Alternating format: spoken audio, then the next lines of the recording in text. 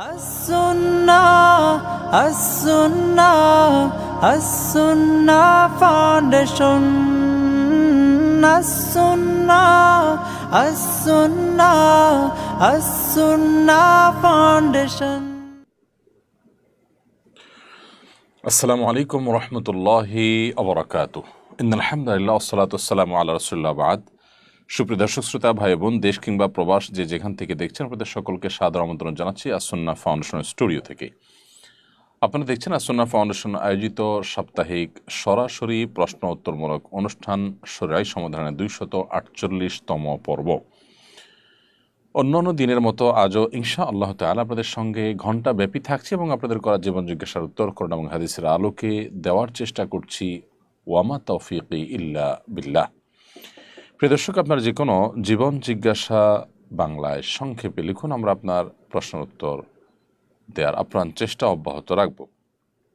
সেই সাথে কোরআন এবং হাদিস ভিত্তিক জ্ঞানের এই অনুষ্ঠানটি অন্যদের দেখবার সুবিধার্থে শেয়ার করে দিতে আমরা কেউ না ভুলি। as-Sunnah ফাউন্ডেশনের কোনো আপডেট থাকলে সাধারণত লাইভের শুরুতে আমরা সেটি দিয়ে থাকি। তারই ধারাবাহিকতায় আপনাদেরকে আমরা একটি আপডেট দিতে পারি, তা হলো ইনশাআল্লাহ এ সপ্তাহেই আমাদের শীতবস্ত্র কার্যক্রম শুরু হতে যাচ্ছে। এবারে শীতবস্ত্র কার্যক্রমে একটু ভিন্নতা থাকছে কিছুটা অভিনবত্ব।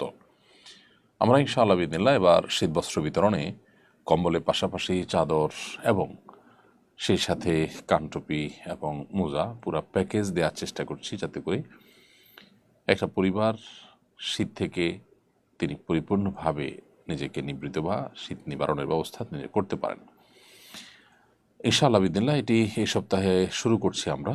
বিস্তারিত সময় মতো আপনাদেরকে আমরা জানাবো। আর আমাদের স্কিল ডেভেলপমেন্ট ইনস্টিটিউটের যে বড় শেড নির্মাণ কাজ, সেটিও আলহামদুলিল্লাহ অনেকখানি এগিয়ে গেছে। আমরা ইনশাআল্লাহ সেখানে পুরোদমই আমাদের স্কিলের যে কার্যক্রম সেগুলোকে পরিচালনা করব ইনশাআল্লাহ তাআলা।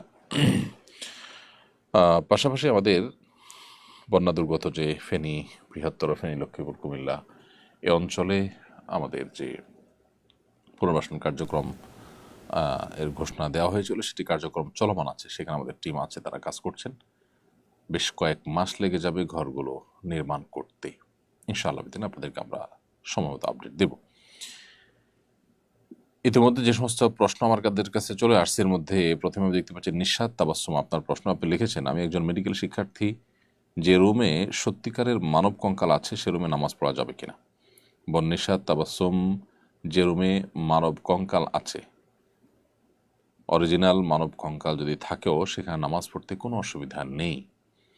এটি কোনো প্রাণীর ছবি কিংবা ভাস্কর্য নয়। এমনকি কঙ্কালের ছবি যদি অঙ্কন করা থাকে, সেখানে নামাজ পড়লেও কোনো অসুবিধা হবে না। কারণ যেখানে একটি পূর্ণাঙ্গ প্রাণীর চোখ, কান, নাক, মুখ, হাত ইত্যাদি অঙ্কন করা থাকে, এরকম ফেস বা পরিপূর্ণ অবয়ব, কমপ্লিট অবয়ব যদি থাকে, সেটা যেখানে থাকে সেখানে মূলত রহমতের ফেরেশতা প্রবেশ করেন না, যদি সেটি আপনার প্রিন্টেড অথবা কোনোভাবে সেটার ডামি বা ভাস্কর্য যদি থাকে। অতএব মানব কঙ্কাল অরিজিনালটা থাকুক কিংবা ছবি অঙ্কন করা থাকুক, সেখানে নামাজ পড়তে কোনো অসুবিধা নেই। তবে হ্যাঁ, এমন কোনো জায়গায় স্থাপন করা উচিত না যেখানে আসলে নামাজি ব্যক্তির চোখের সামনে দৃষ্টির সীমানায় পড়বে এবং তার মনোযোগকে নষ্ট করতে পারে, সেটি ভিন্ন বিষয়। তবে এরকম মানব কঙ্কাল কোথাও থাকলে সেখানে নামাজ পড়া যাবে, কোনো অসুবিধা নেই। কম্বল, ব্লেজার ও কোটি সাধারণত ড্রাই ওয়াশ করতে হয়, পানিতে ধোয়া যায় না। ড্রাই ওয়াশ করলে কি কাপড় চোপড় পবিত্র হয় নাকি পানি দিয়ে ধোয়া বাধ্যতামূলক? ড্রাই ওয়াশ করে যদি কাপড়কে পবিত্র করা হয়, যে সমস্ত কাপড় ধোয়া যায় না, ধুলে সেটা ক্ষতিগ্রস্ত হয়, নষ্ট হয়ে যায়, সেটাকে ড্রাই ওয়াশ করা যাবে। ড্রাই ওয়াশের মাধ্যমে যদি নাপাকের আলামত দূর হয়, তাহলে ইনশাআল্লাহ সেটি পাক হয়ে যাবে। আমরা যে সমস্ত জিনিস সাধারণত ধুয়ে নিংড়াতে পারি না, সেগুলো পাক করার বিধান অনেকটা এরকমই। ধরুন কোনো ওয়াল কিংবা ফ্লোর, যেটা কাপড় চোপড়ের মতো 3 বার পানিতে চুবানো কিংবা পানি দিয়ে ধোয়া এবং নিংড়ানোর যে নির্দেশ রয়েছে, এখানে সেটা সম্ভব না। অতএব এখানে পানি ঢেলে দিয়ে শুকিয়ে নিলে হয়। আর যেখানে পানি ঢালাও সম্ভব না, ধরুন কোনো তোশক অথবা বড় কোনো কার্পেট, যেটা আসলে পানি দিয়ে ধুতে গেলে নষ্ট হয়ে যায় বা ধোয়া সম্ভব না, তুলা দিয়ে তৈরি যে লেপ রয়েছে এ জাতীয় এগুলো ধোয়া যায় না। তো সেগুলো যদি শুকিয়ে ফেলা হয় এবং নাপাকির যে আলামত আছে সেগুলো যদি দূর হয়ে যায়, ইনশাআল্লাহ সেটি পাক বলে গণ্য হবে। তামাত্তু কিরান হজ পালনকারী যে কোরবানি বা দম দিয়ে থাকেন, অর্থাৎ দমের শূকরের গোশত খাওয়া যায় আছে কিনা? হ্যাঁ, হজযাত্রী বা হাজী সাহেব তিনি যে দমের শূকর বা কোরবানি দিয়ে থাকেন, এটা তারা নিজেরা তার গোশত খেতে পারেন। শুধু হাজী সাহেবই নয়, হাজী সাহেব নিজে তো খেতে পারেন, তার সহযাত্রী হাজীদেরকে খাওয়াতে পারেন এবং তারা যে কাউকে দিতে পারেন, কিন্তু বিক্রি করতে পারবেন না, জাস্ট এটুকু। আর যে দমগুলো সাধারণত হয়ে থাকে জরিমানামূলক, সেগুলোর গোশত মক্কায় থাকা অভাবী গরিবদেরকে দান করে দিবেন। আর যদি মক্কায় সেরকম গরিব না পাওয়া যায়, তাহলে মক্কায় জবে করার পর সেই গোশত বাইরে পাঠানো যাবে, কিন্তু সেটা নিজেরা খাওয়া যাবে না। অতএব কোরবানির যেটা হয়ে থাকে ঈদের দিনে হাজী সাহেবের দমের শূকর, সেটার গোশত হাজী সাহেবরা খেতে পারলেও যেটা কাফারামূলক দম বর্তায়, সেটা কিন্তু হাজী সাহেব নিজে খেতে পারেন না।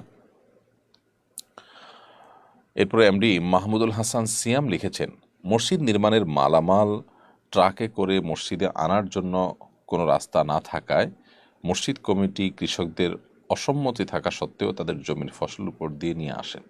এই কাজটা কতটা শরীয়তসম্মত? খুবই জঘন্য এবং সম্পূর্ণ নাজায়েজ কাজ। মসজিদ নির্মাণের মালামাল আনার জন্য যদি কোনো রাস্তা না থাকে, তাহলে যে কোনো মূল্যে কৃষকদের সম্মতি নিয়ে তাদের জমির উপর দিয়ে আনতে হবে। তাদের ফসল নষ্ট করে তাদের অসম্মতিতে যদি সেই মালামাল আনা হয়, তাহলে গুনাহগার হবেন সেই কর্তৃপক্ষ যারা বলপূর্বক বা তাদের সন্তুষ্টি ছাড়া এই কাজটি করেছেন।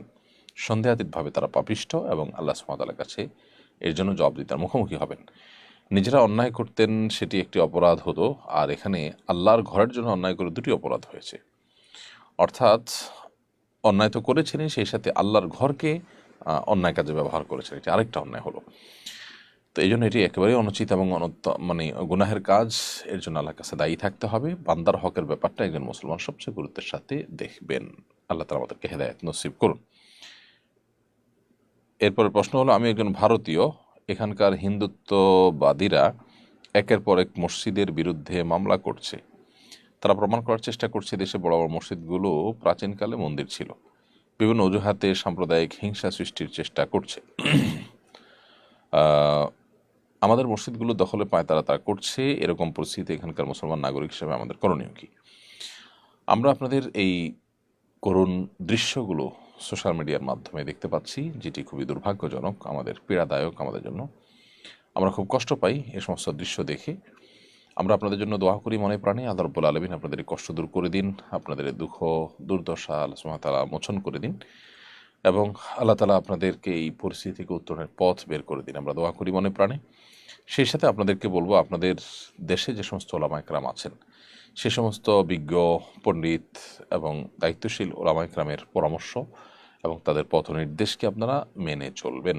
তাদের পরামর্শ এবং তাদের পথনির্দেশ যদি আপনারা মেনে চলেন, তাহলে ইনশা আল্লাহ তাআলা আশা করা যে আমরা সঠিক পথের দিশা পাবো, আপনারা সঠিক পথের দিশা পাবেন। আমরা যেহেতু সে দেশে থাকছি না, এদেশে বসে সে দেশের পরিপূর্ণ পরিস্থিতি, আপনাদের প্রেক্ষাপট, ভালো মন্দ দিকগুলো বিবেচনা করা আমাদের দ্বারা পুরোপুরি সম্ভব নয়। সেজন্য আমরা আপনাদেরকে আসলে সুনির্দিষ্ট গাইড দেওয়া এখান থেকে কঠিন। তবে এটুকু বলবো যে আপনারা এ ধরনের পরিস্থিতিতে বিচক্ষণতার পরিচয় দিয়ে আপনাদের সার্বিক দিক বিবেচনা করে তারপর আপনাদের সিদ্ধান্ত নিতে হবে যে আপনাদের করণীয় কী হবে। মামলাগুলোর যদি আইনিভাবে মোকাবেলা করার মতো শক্তিশালী ব্যবস্থা থাকে বা সেরকম ন্যায় বিচার বা সুযোগ থাকে, তাহলে অবশ্যই সেটা করা দরকার। আর এর বাইরে আল্লাহ সুবহানাহু ওয়া তাআলার কাছে দোয়া এবং নানাভাবে বিশ্ব মিডিয়ার কাছে জিনিসগুলোকে তুলে ধরা, যদিও বিশ্ব মিডিয়া মুসলমানদের উপরে অন্ধ, তারপর সাধ্য অনুযায়ী মুসলমানদের ব্যাপারগুলোতে অন্তত সিরিয়াস যে সমস্ত মিডিয়াগুলো আছে, আল জাজিরা সহ অন্যান্য মিডিয়াগুলো, সেগুলোতে আপনারা বিষয়গুলোকে নিয়ে আসার চেষ্টা করতে পারেন। আমরা দোয়া করি আপনাদের জন্য, আল্লাহ তাআলা আপনাদেরকে উদ্ধার করুন এবং সেই সাথে আপনাদের বিচক্ষণ বিদগ্ধ দায়িত্বশীল আমাদের সাথে আপনারা পরামর্শ করে সিদ্ধান্ত নেবেন। মোহাম্মদ রাশিক শাহরিয়ার আপনি লিখেছেন, জুমার দিন আমাদের এলাকার মসজিদে বাংলা বয়ানের সময় মাইক অন করে দেয় যাতে বাসার মা বোনরা শুনতে পারে, এটা কি ঠিক হচ্ছে কিনা? জি, অবশ্যই মা বোনরা শুনতে পারেন, কোনো দিনই কোনো আয়োজন, যে কোনো আহ, দিনই হালাকা, ওয়াজ নসিহত, আহ, সেগুলো মা বোনদের শোনার সুবিধার্থে যদি এই ব্যবস্থা করে রাখা হয় তাহলে সেটাকে আমরা দোষে কিছু মনে করছি না, এটা ঠিক আছে, বরং এটা প্রয়োজনীয় কাজ। তবে এতে অন্যান্য যারা আছেন, অন্য ধর্মাবলম্বী বলি বা আশেপাশে প্রতিবেশী বলি মসজিদের, তাদের যেন অনেক বেশি কষ্টের কারণ না হয় সেদিকটাও খেয়াল রাখতে হবে, ভলিউমটা সেভাবে রাখতে হবে, মাইকগুলো সেভাবে সেট আপ করতে হবে। সম্প্রতি যুক্তরাজ্যে গুরুতর অসুস্থ ব্যক্তিদের স্বেচ্ছা মৃত্যুর পক্ষে ভোট দিয়েছেন দেশটির পার্লামেন্টের অধিকাংশ আইন প্রণেতা। স্বেচ্ছা মৃত্যু সম্পর্কে ইসলামের বিধান কি? যারা মানব রচিত বিধিবিধান দিয়ে তাদের নিজেদেরকে শাসিত করতে চায় এবং সমাজকে যারা শাসন করতে চায়, তারা সাধারণত তথাকথিত তাদের বিবেক বিবেচনা প্রসূত মানবাধিকার নিয়েই তারা ভাবেন, এর বাইরে তারা ভাবেন না। মূলত বাহ্যিক দৃষ্টিকোণ থেকে একটা জিনিস মানুষের অধিকার হলেও সেটার বহুবিধ দিক বিবেচনা করলে অন্যের অধিকার সেখানে জড়িয়ে থাকে, অথবা যার অধিকার রক্ষার কথা আমরা দেখছি বাহ্যিক দৃষ্টিকোণ থেকে খোলা চোখে, সেটা আসলে তারই অধিকার ভিন্নভাবে খর্ব হয়, তার নিজের প্রতি নিজের ক্ষতি সাধন করার মধ্য দিয়ে মানব জাতি ক্ষতিগ্রস্ত হয়, তার পরিবার, সমাজ এবং অনেকে নানাভাবে ক্ষতিগ্রস্ত হয়। এই জন্য ইসলাম একজন মানুষকে শুধুমাত্র নিজের বিবেক বিবেচনা দিয়ে কোনো কিছুকে বৈধ অবৈধ করার রাইট দেয়নি। ইসলাম আমাদেরকে নির্দেশ করেছে যে আমরা আমাদের বৈধ অবৈধ সব কিছুকে আমাদের সৃষ্টিকর্তার উপর ন্যস্ত করব। আমার সৃষ্টিকর্তা যেভাবে আমাকে গাইডলাইন করবেন সেভাবে আমরা আমাদের নিজেদেরকে পরিচালনা করবো ইনশাআল্লাহ তাআলা। এই যে স্বেচ্ছা মৃত্যুর অনুমোদন তারা দিচ্ছেন, তারা মনে করছেন যে একজন মানুষের শরীর, তার জীবন তিনি কতক্ষণ রাখবে না রাখবেন এটা একান্ত তার ব্যাপার। একজন ইমানদার, তার দর্শন হলো, তার ফিলোসফি হলো, তিনি বিশ্বাস করেন যে আমাদের জীবন, আমাদের শরীর, আমাদের সব কিছু আল্লাহ তাআলা দিয়েছেন। এটা আমরা নিজেরা সেভাবে অর্জন করিনি, টাকা দিয়ে কিনে আনিনি বা নিজেরা তৈরি করিনি। সো আল্লাহর দেওয়া এই জিনিসটা আল্লাহ যেভাবে বলেছেন ঠিক সেভাবে ব্যয় করতে হবে। আল্লাহ সুবহানাহু ওয়া তাআলা আমাদেরকে নিজেদেরকে হত্যা করার, আত্মহত্যা করার, নিজেদেরকে শেষ করার অধিকার আল্লাহ সুবহানাহু ওয়া তাআলা দেননি। আল্লাহ সুবহানাহু ওয়া তাআলা আমাদের প্রত্যেককে আমাদের জীবনকে আমাদের শেষ বিন্দু দিয়ে রক্ষা করবার নির্দেশ করেছেন, সেটি আমাদের করতে হবে। এটা আল্লাহর পক্ষ থেকে আমানত, সেটা আমরা রক্ষা করতে হবে। যদি কেউ স্বেচ্ছা মৃত্যুর পথ বেছে নেন ইসলামের শরীয়তের দৃষ্টিকোণ থেকে, তিনি অপরাধী হবেন, গুনাহগার হবেন। নবী করিম সাল্লাল্লাহু আলাইহি ওয়াসাল্লাম এক জেহাদে দেখতে পেয়েছেন যে একজন ব্যক্তি, তিনি যুদ্ধরত, যুদ্ধে তিনি ব্যস্ত থাকতে থাকতে যুদ্ধের মধ্যে থেকে হঠাৎ করে তার হাত কাটা যাওয়ার পর তরবারির আঘাতে হাতটা যখন কেটে ঝুলেছিল তখন প্রচণ্ড ব্যথা হচ্ছিল, তিনি তখন আত্মহত্যা করে মারা যান। জেহাদের ময়দানে এভাবে আত্মহত্যা করে ব্যথায় কাতর এই মানুষটা যন্ত্রণা সহ্য করতে না পেরে আত্মহত্যা করে মারা যাওয়ার পর নবী করিম সাল্লাল্লাহু আলাইহি ওয়াসাল্লাম কিন্তু তার জাহান্নামী হওয়ার কথা বলেছেন। সো একজন মানুষ কোনোভাবেই স্বেচ্ছা মৃত্যু গ্রহণ করতে পারে না ইসলামের শরীয়তের দৃষ্টিকোণ থেকে। একজন মানুষের মৃত্যুর সাথে তার পরিবার, তার পরিজন, সমাজ, অনেক কিছু সম্পর্ক আছে। আপনি বড় হয়েছেন সে পর্যন্ত আসতে আপনার পেছনে আপনার বাবা মার ইনভেস্টমেন্ট আছে, তাদের অনেক পাওনা দেনা আছে আপনার কাছে। সো আপনি নিজের জীবন নিজে শেষ করে ফেললেন, মনে চাইলো আর শেষ করে ফেললেন, ইসলাম সে রায়টা দেয় না।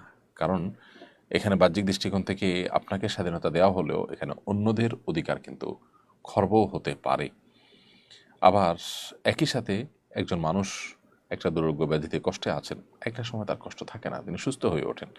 অতএব এই সাময়িক কষ্ট দেখে তার স্বেচ্ছা মৃত্যুর সিদ্ধান্ত দেওয়া এটা কখনো যথাযথ সিদ্ধান্ত নয়। আল্লাহ সুবহানাহু ওয়া তাআলা আমাদেরকে হায়াত দিয়েছেন, মৃত্যুর মালিকও তিনি, তিনি মুহয়ি, তিনি মুমিত। যার কারণে একজন ইমানদার আল্লাহ সুবহানাহু ওয়া তাআলার দেওয়া হায়াত পরিপূর্ণভাবে ভোগ করে তারপর দুনিয়া থেকে তিনি স্বাভাবিকভাবে মৃত্যুবরণের জন্য প্রহর করবেন বা অপেক্ষা করবেন। সম্প্রতি ভারতে অবস্থিত বাংলাদেশ দূতাবাসে উগ্র হিন্দুরা হামলা করেছেন। এই পরিপ্রেক্ষিতে আমাদের সরকারের করণীয় কি? রাষ্ট্রদূত দূতাবাসের নিরাপত্তা সম্পর্কে ইসলামের নির্দেশনা কি? এই বিষয়টি আমার মনে হয় ডিপ্লোমেট যারা আছেন, সংশ্লিষ্ট বিষয়ে যারা বিশেষজ্ঞ আছেন, তারা বলবেন এবং তারা কথা বলবেন, এটা তাদের দায়িত্বের মধ্যে পড়ে, এটি আমাদের আসলে সাবজেক্ট না।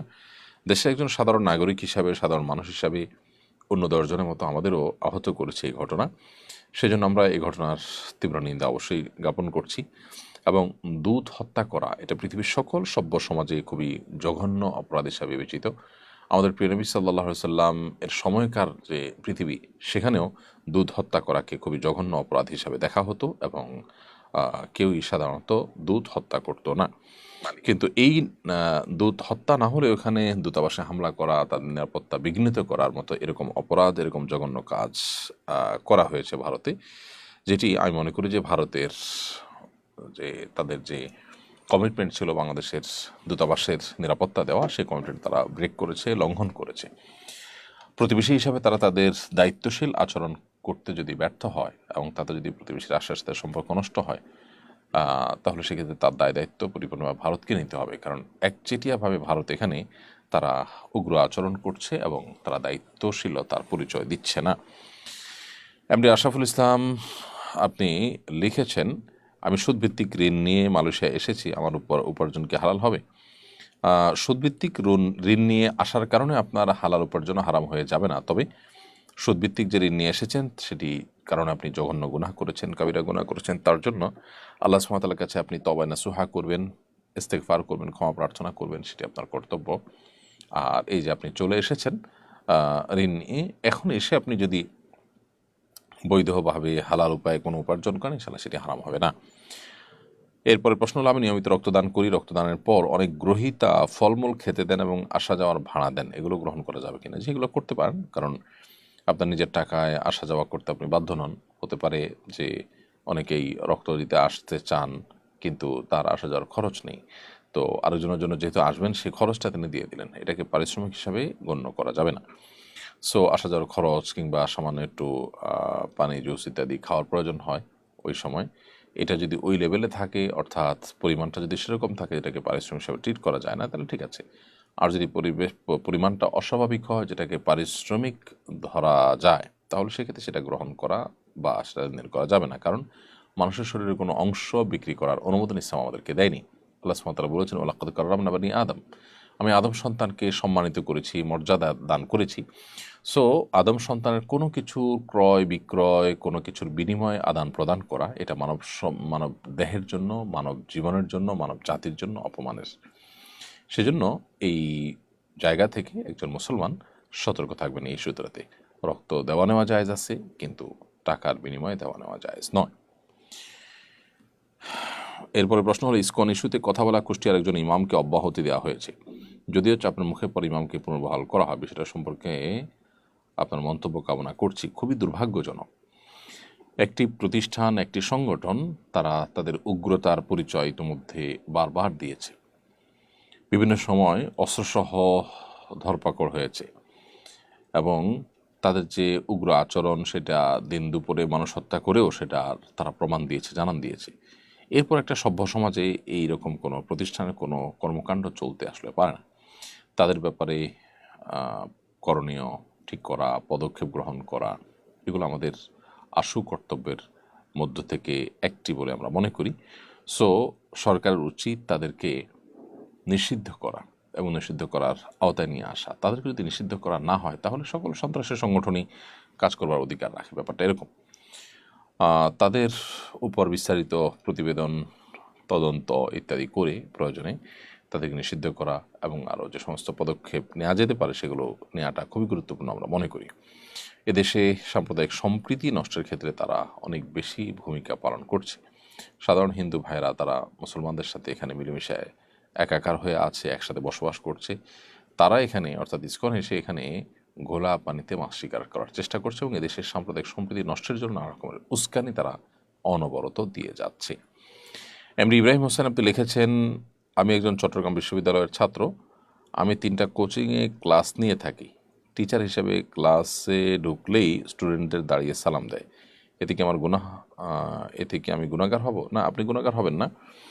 দাঁড়িয়ে সম্মান প্রদর্শন করা, এটা নিয়ে ওলামা একরামের মধ্যে একাধিক মত আছে।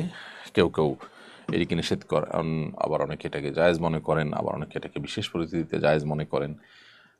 জেনারেলি নবী করিম সাল্লাল্লাহু আলাইহি সাল্লাম দাঁড়িয়ে আগন্তুককে জাস্ট শুধু সম্মানের জন্য দাঁড়িয়ে সম্মান প্রদর্শন করতে নিষেধ করেছেন, এবং সেটির কারণও দর্শিয়েছেন তিনি যে তখনকার অমুসলিমদের কালচার এবং সংস্কৃতি এটি।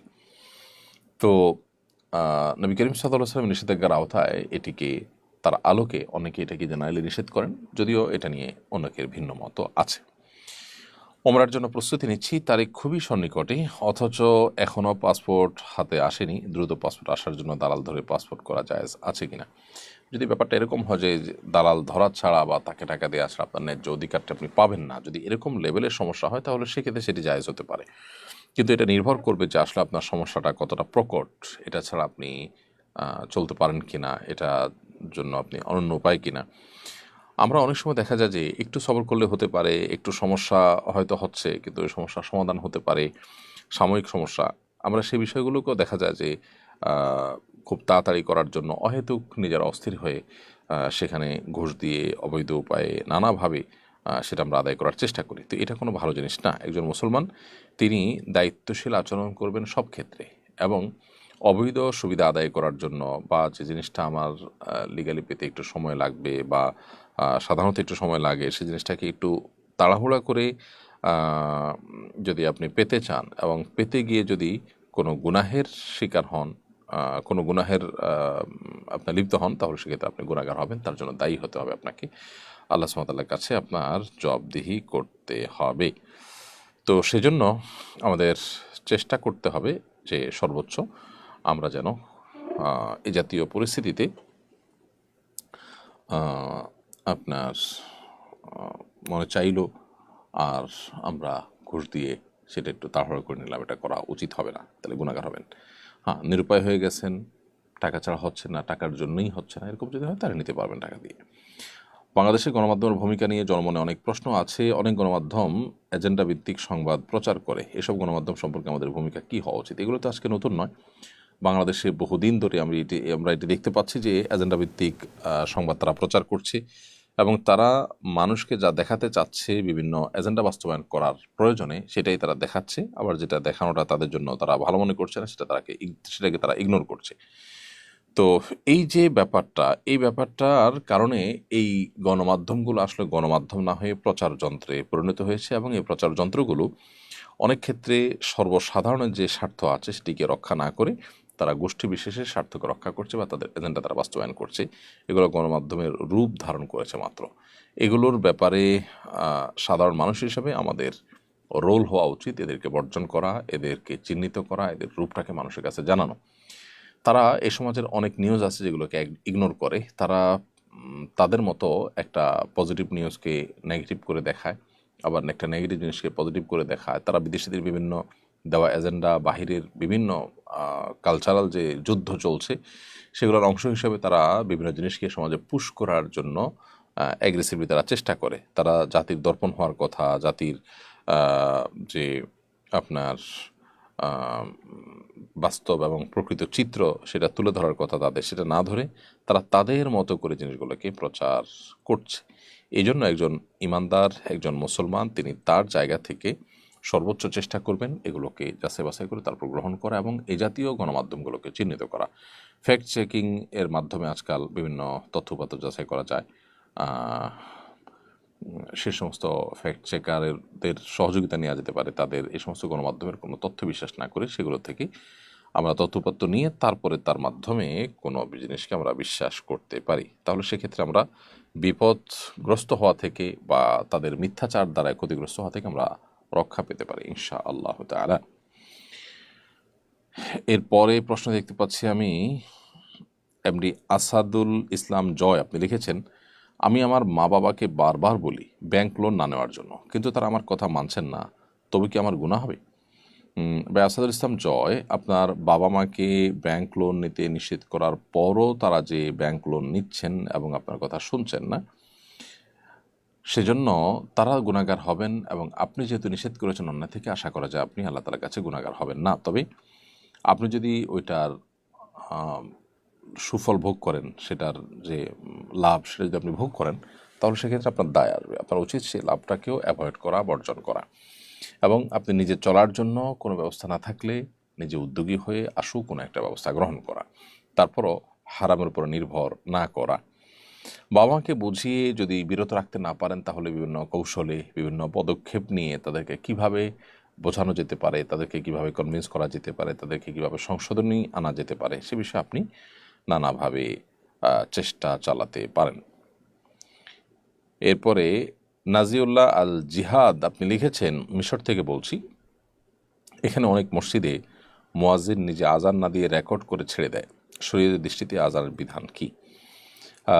ওলামায়ে আহনাফ সহ অন্যান্য ওলামায়ে কেরাম, হাম্বলি মাযহাব এবং হানাফি মাযহাবের মুফতাবি কওল, পৃথিবীর ফুকাহা কেরামের অনেকের মতে এটি আজানের জন্য যথেষ্ট হবে না। রেকর্ডের আজান দিয়ে আজান দিলে সে আজান শরিয়ার আজানের যে নির্দেশনা রয়েছে সবার উপরে, পুরা সমাজের মানুষের উপরে, সেটি আদায় হবে না। যদিও যারা রেকর্ড আজান দিচ্ছেন সে সমস্ত ওলামায়ে কেরাম অনেকেই এটিকে জায়েজ মনে করেন, বাট আমরা এটাকে জায়েজ মনে করি না। অমুসলিম প্রতিবেশীর প্রতি আমাদের আচরণ কেমন হওয়া উচিত, এরপর ইসলাম আমাদেরকে কী নির্দেশনা দেয়? অমুসলিম প্রতিবেশীর সাথে আমাদের সদাচরণ থাকা দরকার, সুন্দর আচরণ করা দরকার। তাদের সাথে প্রতিবেশী সুলভ তাদের যে অধিকার আছে সে অধিকারগুলো তাদেরকে দিতে হবে। তাদের কোনোভাবে কষ্ট দেওয়া যাবে না, ডিস্টার্ব করা যাবে না। তাদের সাথে আমাদের খাদ্য, খাবার, উপহার এগুলো আমরা শেয়ার করতে পারি, আদান প্রদান করতে পারি। তাদের সাথে আমাদের স্বাভাবিক আচার আচরণ থাকতে কোনো প্রকার বাধা ইসলাম আমাদেরকে দেয় না। আল্লাহ সুবহানাহু ওয়া তাআলা বলেছেন কোরআনে কারীমে, লা ইয়ানহাকুমুল্লাহু আনিল্লাযীনা লাম ইউকাতিলুকুম ফিদ-দীন ওয়া লাম ইউখরিজুকুম মিন দিয়ারিকুম আন তাবাররুহুম ওয়া তুকসিতু ইলাইহিম ইন্নাল্লাহা ইউহিব্বুল মুকসিতিন। যে সমস্ত অন্য ধর্মাবলম্বীরা তোমাদের উপরে কোনো ধর্মযুদ্ধ চাপিয়ে দেয়নি, কোনো প্রকার তোমাদেরকে দেশান্তর করে ছাড়েনি, তাদের প্রতি সদাচরণ করতে, ন্যায়নিষ্ঠ আচরণ করতে আল্লাহ তাআলা তোমাদেরকে নিষেধ করেন না, বরং আল্লাহ তাআলা ন্যায়নিষ্ঠ আচরণকারীদেরকে ভালোবাসেন। সো আমরা তাদের সাথে নিষ্ঠ আচরণ করব, তাদের প্রতি সদয় আচরণ করব, ইসলামের সৌন্দর্য আমাদের আচরণের মধ্য দিয়ে ফোটানোর চেষ্টা করবো ইনশাআল্লাহ তাআলা।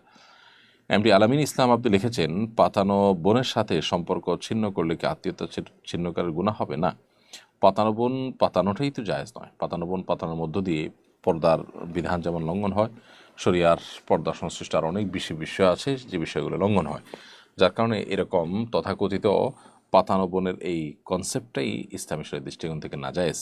সো সে পাতানো বোন থেকে দূরে সরে আসলে সেটা অবশ্যই আত্মীয়তার চিহ্ন বললে গণ্য হবে না। ফাতিমা বেগম কলি আপনি লিখেছেন, আমার 3টা ছোট ভাই আছে, একটি বুদ্ধি প্রতিবন্ধী, তার প্রকৃত বয়স 37, মানসিক বয়স 2 থেকে 4। সে আমার মায়ের সাথে ছোট শিশুর মতো ঘোরাফেরা করে। সবচেয়ে ছোট ভাই নিজের স্ত্রীকে প্রতিবন্ধী ভাইয়ের সাথে পর্দা করতে বলে, ফলে ছোট ভাইয়ের স্ত্রী নিজের কক্ষের বাইরে স্বাভাবিক চলাফেরা করতে পারে না। এই কারণে আমার মা ও বাবা তাদের উপর অসন্তুষ্ট। এক্ষেত্রে কী করণীয়? বুদ্ধি প্রতিবন্ধীর সাথে পর্দা করা ফরজ কিনা? না, যদি 2-4 বছরের শিশুর মতোই তার মানসিক রোগী হওয়ার কারণে বা বুদ্ধি প্রতিবন্ধী হওয়ার কারণে তার মানসিক বয়স যদি এরকম কম হয়, তাহলে সেক্ষেত্রে তার সাথে পর্দা না করলে গুনাহ হবে না।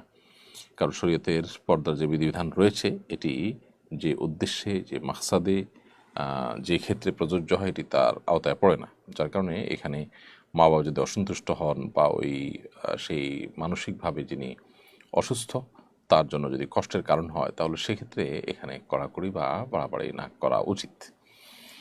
এমনি জুয়েল রাজ আপনি লিখেছেন, স্বামী মারা গেলে নাকের ফুল পরে থাকা যাবে কিনা? হ্যাঁ, অবশ্যই থাকতে পারবেন। স্বামী মারা গেলে নাকের ফুল থাকাটা সমস্যা নয়, বরং নাকের ফুল খুলে ফেললে, নাকের ফুল বা নর্মাল যে কানের দুল আছে এগুলো যদি খালি থাকে তাহলে অনেক সময় সেই ছিদ্র মধ্যে পানি পৌঁছানো কঠিন হয়। আর সাধারণ অবস্থাতে এগুলো থাকলে একটু নাড়াচাড়া দেওয়া যায়, অর্থাৎ হালকা যেগুলো না হলে ওই ছিদ্রে ফরজ গোসলের পানি ইত্যাদি পৌঁছানো সম্ভব হয় না বা অজুর পানি পৌঁছানো সম্ভব হয় না, সেটার প্রয়োজনে এগুলো থাকতে পারে। এমনিতে অলংকার পরা নিষেধ। স্বামী মারা গেলে সাজসজ্জা করা, মানে সাজসজ্জার অংশ হিসাবে বাইরে গেলে যে সমস্ত অলংকার পরা হয় এরকম অলংকার পরা বা সাজসজ্জা করা এটা নিষেধ। বদলি হজের ক্ষেত্রে এমন ব্যক্তি নির্বাচন করা যাবে কিনা যিনি এখনও ফরজ হজ করেননি? উত্তর হলো না। যিনি নিজের ফরজ হজ আদায় করেননি তিনি আসলে বদলি হজ করতে পারবেন না। অন্যের বদলি হজ আদায় করার জন্য নিজের ফরজ হজ আদায় করাটা পূর্ব শর্ত। ফরজ হজ আগে আদায় করতে হবে, তারপর বদলি হজ করতে হবে। কারণ নবী করিম সাল্লাল্লাহু আলাইহি ওয়াসাল্লামের সময় এক ব্যক্তি তিনি তার ভাইয়ের পক্ষ থেকে সম্ভবত হজ করছিলেন। নবী সাল্লাল্লাহু আলাইহি ওয়াসাল্লাম তখন তাকে জিজ্ঞাসা করেছেন যে তার ভাইয়ের নাম ছিল সম্ভবত শুভ্রমার তরফ থেকে হজ করছিলেন। নবী সাল্লাল্লাহু আলাইহি ওয়াসাল্লাম বলেছেন, তুমি নিজের তরফ থেকে করেছো কিনা? তখন তিনি বলেছেন না। তখন নবী সাল্লাল্লাহু আলাইহি ওয়াসাল্লাম বলেছেন, তুমি তোমার পক্ষ থেকে আগে করো, তারপর তুমি শুভ্রমা তোমার ভাই তার তরফ থেকে হজ করবে। এই জন্য একজন মুসলমান বদলি হজ করার আগে নিজের হজ তাকে করতে হবে। ঠিক একই কথা প্রযোজ্য ওমরার ক্ষেত্রেও বদলি ওমরার আগে নিজের ওমরা সম্পাদন করতে হবে। মিম আক্তার লিখেছেন, বাবা মা আমাকে বিয়ে দিতে চান, আমি বিয়ে করতে চাই না, বাবা মায়ের অবাধ্য হওয়ার জন্য কি গুনাহগার হব? আজীবন কুমারী থাকার বিষয়ে ইসলামের বিধান কি? বোন মিম আক্তার, আপনি বিবাহ করতে না চাওয়াটার যৌক্তিকজনক যদি কোনো কারণ থাকে, আপনি স্বামীর হক আদায় করতে পারবেন না, অথবা আপনি অসুস্থ বা অন্য কোনো যৌক্তিক কারণ থাকে, তাহলে আপনি বিবাহ না করে থাকতে পারেন। কিন্তু নিছক আপনার কারোর প্রতি অভিমানের কারণে বা অন্য কোনো যৌক্তিক কারণ ছাড়া যদি আপনি বিবাহ থেকে বিরত থাকেন, তাহলে সেই দৃষ্টিকোণ থেকে এটা প্রশংসনীয় কাজ নয়। সেক্ষেত্রে আপনার বিয়ে করাটাই হলো শরিয়ার নির্দেশনা এবং আপনার জন্য উচিত এবং উত্তম। বাট আপনি নিজেকে যদি চরিত্রকে হেফাজত করে থাকতে পারেন, তো সেটা তো আপনাকে বাধ্য করে না। এরকম ক্ষেত্রে বাবা মা যদি আপনি নির্দেশ করে, তাহলে বাবা মা সেই নির্দেশটা মানতে পারলে আপনার জন্য ভালো। আর যদি আপনার জন্য মানাটা অসম্ভব হয়, বাবা মাকে বুঝিয়ে নেবেন। আর নিজে বাবা মার উপরে যেন বোঝা না হন, সেই ব্যাপারটিতে আপনি সতর্ক থাকবেন। প্রিয় দর্শক, দেখতে দেখতে আমরা অনুষ্ঠানের একেবারে মাঝামাঝি পর্যায়ে এসে পৌঁছে গেছি। সময় হয়েছে ছোট্ট একটি বিরতিতে যাওয়ার। বিরতির পর আবার ফিরে আসবো ইনশাআল্লাহ, আমাদের সঙ্গেই থাকবেন। অসহায় দরিদ্রদের দারিদ্র্য দূরীকরণ ও স্বাবলম্বীকরণের লক্ষ্যে আসুন্নাহ ফাউন্ডেশন পরিচালনা করছে স্বাবলম্বীকরণ প্রকল্প। স্বাবলম্বীকরণ প্রকল্পের আওতায় এ যাবৎ প্রায় ৩,০০০ মানুষকে প্রশিক্ষণ ও স্বাবলম্বীকরণ উপকরণ প্রদান করা হয়েছে। আপনার জাকাতের অর্থে স্বাবলম্বী হতে পারে অসহায় দরিদ্র মানুষ। আসুন্নাহ ফাউন্ডেশনের জাকাত তহবিলে জাকাত পাঠাতে ভিজিট করুন www.asunnahfoundation.org/donate/zakat।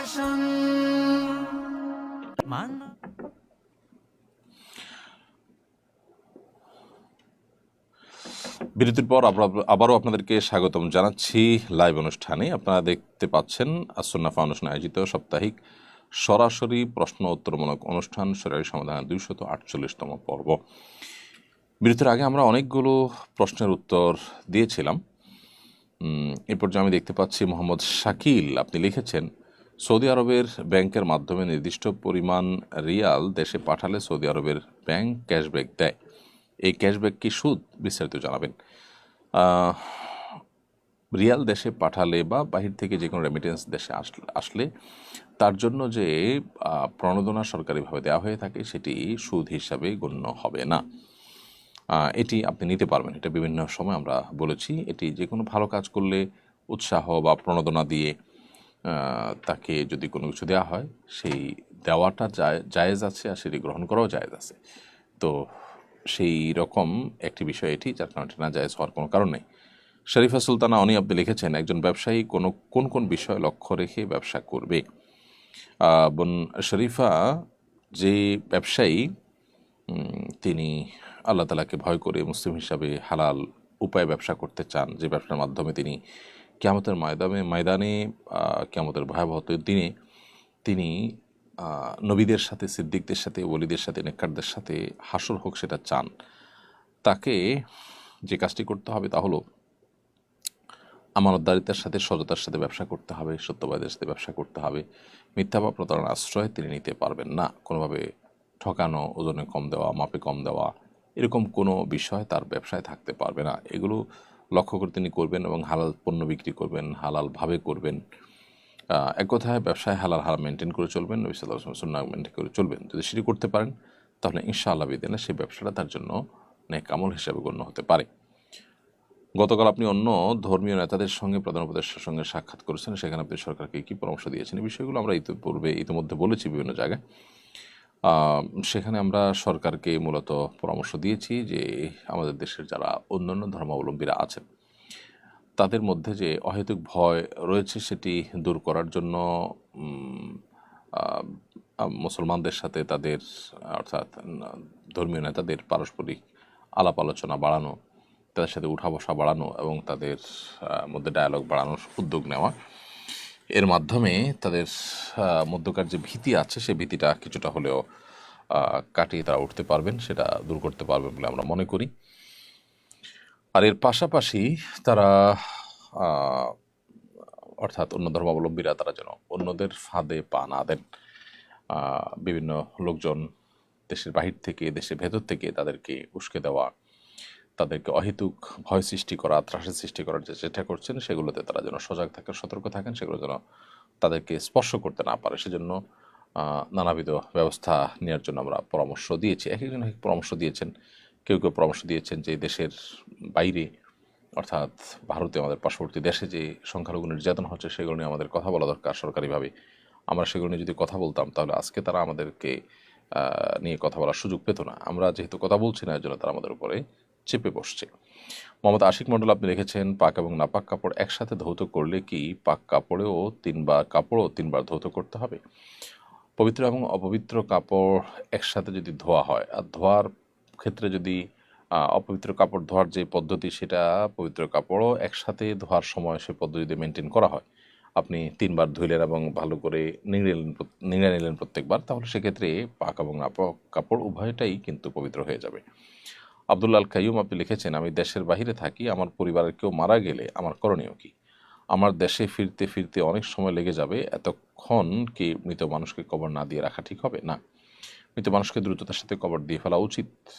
দেরিতে করে কবর দেওয়া বা লাশ কোনো যৌক্তিক কারণ ছাড়া রেখে দেওয়া, এর দৃষ্টিকোণ থেকে প্রশংসনীয় কোনো কাজ নয়। আপনি আসার পর কবর জিয়ারত করবেন এবং আপনি তার জন্য দোয়া করবেন, বা সেটিই যথেষ্ট।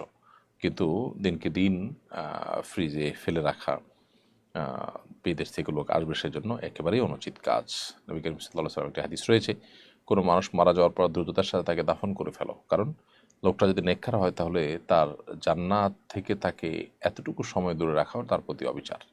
আর যদি আল্লাহ না করুক তিনি বদকার হন, তাহলে তাকে দ্রুততার সাথে দাফন করে পৃথিবীবাসীকে তার অভিশাপ থেকে, তার ক্ষতি থেকে, অনিষ্ট থেকে মুক্ত করা দরকার। সেজন্য দ্রুততার সাথে দাফন উভয় অবস্থাতে করা হলো নির্দেশিত। সো বিদেশে থাকলে তাদের জন্য দীর্ঘ সময় পর্যন্ত বা দীর্ঘদিন পর্যন্ত লাশ রেখে তাদের জন্য অপেক্ষা করা উচিত নয়। এগুলোতে আমাদের আবেগ, আমাদের যে আপনার বিভিন্ন রকমের জজবা আছে, সেগুলো আসলে পূরণ হয়। প্রকৃত অর্থে এতে আপনার আল্লাহ তাআলার আদেশ নিষেধ পালন করা হয় না। তো আমাদের আবেগ, আমাদের জেদ খেদ মিটিয়ে আসলে মৃত ব্যক্তির যদি লাভ না হয়, আমরা যদি ক্ষতিগ্রস্ত হই, তাহলে কী লাভ? বিধায় এখানে আবেগের চাইতে শরিয়া বিধানকে বেশি গুরুত্ব দেওয়া উচিত। মোহাম্মদ আশরাফ চৌধুরী লিখেছেন, আরবি পড়িয়ে কি চুক্তি করে টাকা নেওয়া যাবে? আরবি পড়িয়ে চুক্তি করে টাকা তো নিতে পারবেন। যে কোনো বিষয়ে জ্ঞান দান করে, কাউকে শিক্ষা দান করে তার বিনিময় গ্রহণ করা জায়েজ আছে। এমনকি দিনই শিক্ষা দিয়েও আপনার বিনিময় গ্রহণ করা জায়েজ আছে, কারণ এই বিষয়গুলো এরকম যেগুলোর জন্য ডেডিকেটেড মানুষ না থাকলে এই বিষয়গুলো হারিয়ে যেতে পারে। সেজন্য যাতে করে এটাকে কেউ পেশা হিসাবে নিয়ে তার চলার জন্য তিনি এখান থেকে পারিশ্রমিক গ্রহণ করে চলতে পারেন, সেজন্য এটিকে সারা বিশ্বের সমস্ত উলামা ইকরাম জায়েজ বলেছেন। সো আরবি পড়িয়ে যদি চুক্তি করে টাকা নেওয়া হয়, সেটি জায়েজ আছে। এরপর রিলিজিয়াস রেডিয়েন্ট রেভুলেশন এই আইডি থেকে আপনি লিখেছেন, বিয়ে পড়ার সময় খুতবা না দিলে বিয়ে সম্পাদিত হবে কিনা? বিয়ে সম্পাদিত হয়ে যাবে। খুতবা দেওয়াটা বিয়ের জন্য ফরজ নয়, সুন্নাহ। খুতবা ছাড়া যদি বিয়ে হয়ে যায়, অর্থাৎ উভয় পক্ষের প্রস্তাব এবং সম্মতি থাকে, দুজন সাক্ষী থাকে, মহর ধার্য হলো, বিয়ে কিন্তু হয়ে যাবে। এমনি সেলিম রাজা লিখেছেন, কিস্তিতে গাড়ি কেনার বিধান কি? কিস্তিতে গাড়ি কেনা জায়েজ আছে, এবং কিস্তিতে কেনাবেচার কারণে যদি দাম কিছুটা বেশি ধরা হয় সাধারণ দামের চাইতে, সেটাও না জায়েজ নয়। সাহাবায়ে কেরাম নবী করিম সাল্লাল্লাহু আলাইহি ওয়াসাল্লামের সময় কেনার পর তার মূল্য বিভিন্ন সময়ে ভেঙে ভেঙে পরিশোধ করেছেন, এরকম বিভিন্ন বর্ণনা পাওয়া যায়। সেক্ষেত্রে নবী সাল্লাল্লাহু আলাইহি ওয়াসাল্লাম তাদেরকে দামের ক্ষেত্রে কোনো হেরফের না করা ইত্যাদি জাতীয় কোনো গাইডলাইন আলাদা করে দেননি বা নির্দেশনা দেননি। এই জন্য কিস্তিতে কেনাবেচা যেমন জায়েজ আছে, ঠিক তেমনিভাবে কিস্তিতে কেনাবেচার কারণে টাকার কম বেশি হলে সেটাও কিন্তু না জায়েজ নয়। এমডি খাদিমুল ইসলাম লিখেছেন, সন্তানের আকিকা জন্মের 7ম দিন করাতে না পারলে কখন করানো যাবে? সন্তানের আকিকা যদি জন্মের 7ম দিন করতে না পারেন, তাহলে 14তম কিংবা 21তম দিনে করতে পারেন, সেটিও কিন্তু সুন্নাহ। সেটিও হাদিস দ্বারা সাব্যস্ত আছে। যদি কোনো কারণে সেটাও করতে না পারেন, তাহলে তারপরে করলেও আদায় হয়ে যাবে, কিন্তু সুন্নাহ ডেটগুলোতে করলে আপনি বিশেষভাবে বেনিফিটেড হবেন এবং সওয়াব এর ভাগিদার হবেন। সজীব ইসলাম জয় লিখেছেন, অজু ছাড়া দুরুদ পাঠ করা যাবে কিনা? হ্যাঁ, অজু ছাড়া দুরুদ পাঠ করতে পারবেন। দুরুদ পাঠের জন্য অজু থাকা শর্ত নয়, তবে হ্যাঁ, পবিত্র অবস্থায় থাকতে পারলে সেটা অবশ্যই ভালো সবসময়। এমডি জাহিদুল ইসলাম জিহাদ আপনি লিখেছেন, মামাতো বোন বিয়ে করলে মামাকে আব্বা বলে ডাকা যাবে কিনা? ডাকতে পারেন, কারণ এই আব্বার তো আসলে প্রকৃত অর্থে আব্বা ডাকা নয়, এটা তো রূপক অর্থে। শ্বশুরে যে আব্বা ডাকা হয় সাধারণত সেটা নিজের জন্মদাতা বাবাকে যে অর্থে মানুষ বাবা ডাকেন সে অর্থে বাবা ডাকা নয়। যার কারণে এখানে তাকে অর্থাৎ শ্বশুরকে বাবা ডাকলে নাজায়েজ কিংবা গুনাহ হবে না। কোরআনে যে নিজের বাবা ছাড়া অন্য কাউকে বাবা ডাকতে বা কারোর সাথে সম্বন্ধ করতে নিষেধ করা হয়েছে এটা তার আওতায় পড়বে না। এরপরে সাবির ইবনে ইসলাম আপনি লিখেছেন, কারো ভিডিও কন্টেন্ট ডাউনলোড করে ফেসবুকে আপলোড দিলে গুনাহ হবে কিনা বা তার হক নষ্ট হবে কিনা? বিষয়টা যদি এরকম হয় যে এটা তার কমার্শিয়াল কন্টেন্ট এবং ডিজিটাল অ্যাসেটও কিন্তু অ্যাসেট, সো সেটা যদি আপনি ডাউনলোড করেন করে যদি পোস্ট করেন, তার যদি ক্ষতি হয় তাতে তো অবশ্যই তার অনুমতি ছাড়া করা জায়েজ হবে না। আর যদি ব্যাপারটা সেরকম না থাকে, জাস্ট একটা সাধারণ কন্টেন্ট যেটাতে তার কমার্শিয়াল কোনো ইন্টেনশন নাই এবং সাধারণত অন্যদের ডাউনলোড করার পারমিশনও দেওয়া থাকে, তো এগুলো করতে অসুবিধা নেই যদি সেরকম হয়। মুজিবুল্লাহ আপনি লিখেছেন, চোরা মার্কেট থেকে মোবাইল কেনা জায়েজ হবে কি না? না, চোরা মার্কেট থেকে মোবাইল কেনা জায়েজ হবে না, কারণ চোরা মার্কেট থেকে মোবাইল কেনা মানে হলো চোরদের চুরির কাজে সহযোগিতা করা। আপনি জানেন এই জিনিসটা আরও জনের থেকে সে ছিনতাই করে কিংবা চুরি করে এনেছে, আপনি সেই জিনিসটা কেনা মানে হলো ওই চোরকে এক ধরনের প্রত্যক্ষ মদত করা, যেটি গুনাহের কারণ হবে। মেহরুন্নেসা আপনি লিখেছেন, যে রাগ কমিয়ে মনটাকে নরম করার কিছু উপায় বলে দিলে খুব উপকার হতো। মনকে কোমল এবং নরম করবার জন্য আল্লাহ সুবহানাহু ওয়া তাআলার কাছে আলাদা করে দোয়া করতে হয়। আল্লাহুম্মা ইন্নী আসআলুকা লিসানান যাকিরা ওয়া কলবান খাশিআ। আল্লাহ, আপনার কাছে আমি এমন এক জিহ্বা চাই যে জিহ্বা সবসময় আপনার স্মরণে সতেজ থাকবে, আবার এমন একটি অন্তরও চাই যে অন্তর আপনার ভয়ে সবসময় অবনত থাকবে, বিনম্র থাকবে। তো আল্লাহ সুবহানাহু ওয়া তাআলার কাছে দোয়া যেরকম করা যায় ঠিক একইভাবে যারা খুব নরম দিলে মানুষ আছেন, নেককার মুত্তাকি পরহেজগার মানুষ আছেন, তাদের সোহবত, তাদের সান্নিধ্য, তাদের সাহচর্য আমাদের সময় কাটাতে হবে। এরপর লিজা মনি আপনি এটি থেকে লিখেছেন, ওয়াজ মাহফিলের জন্য রাস্তায় গাড়ি আটকিয়ে টাকা তোলা কি ইসলাম সমর্থন করে? টাকা তোলার জন্য গাড়ি আটকানো, গতিপথ থামানো, একরকম জোর করে বা লজ্জায় ফেলে মানুষের কাছ থেকে রশি দিয়ে রাস্তা আটকিয়ে তারপরে টাকা নেওয়াটা জায়েজ নয়। আর এমন কোনো উপায়েও মাহফিলের জন্য টাকা তোলা উচিত নয় যেটা অসম্মানজনক। মাহফিল এটা এমন কোনো বিষয় নয় আজকের বাস্তবতায় যেটা না হলে দিন অনেক বেশি ক্ষতিগ্রস্ত হয়ে যাবে, পার্টিকুলার মাহফিল না হলে।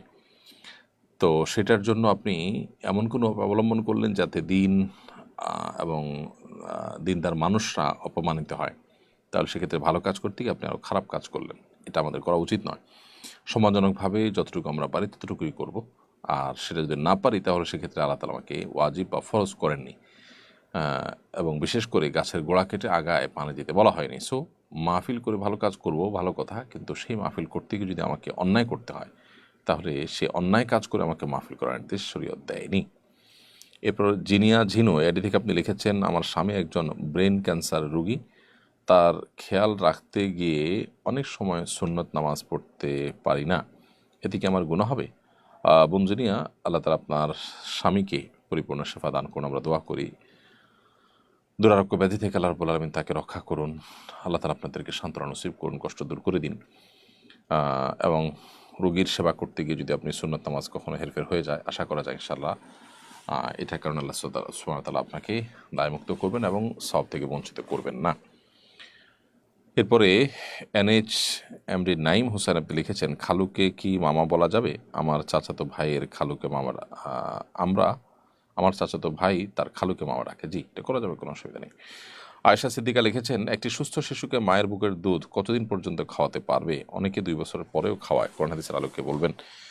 আল্লাহ রাব্বুল আলামিন কোরআনে কারিমে বলেছেন যে ওয়াল ওয়ালিদাতু ইউরদি'না আওলাদাহুন্না হাওলাইনি কামিলাইনি লিমান আরাদা আন ইউতিম্মা আর-রাদাআ। যে ব্যক্তি সন্তানকে দুগ্ধদানের সময়টাকে পরিপূর্ণ করতে চান তার জন্য 2 বছর দুগ্ধ পান করবার সুযোগ আছে। অতএব 2 বছর দুধ পান করাবেন, 2 বছরের বেশি নয়।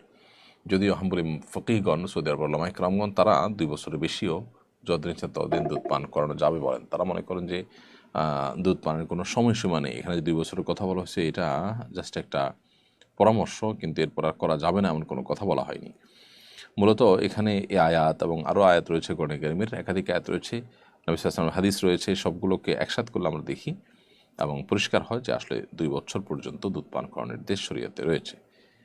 এইচএম খায়রুল ইসলাম আপনি লিখেছেন, টুপি মাথায় না দিয়ে নামাজ আদায় করলে কোনো সমস্যা আছে কিনা?